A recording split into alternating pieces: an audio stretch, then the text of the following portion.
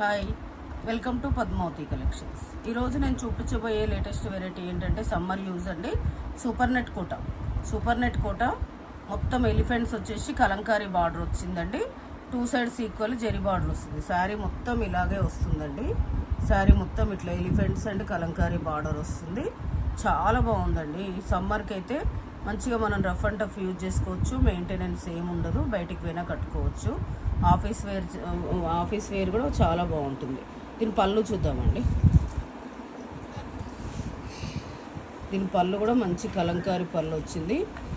దీని బ్లౌజ్ చూద్దామండి. బ్లౌజ్ కూడా ఇలా బూటీ బ్లౌజ్ వచ్చిందండి.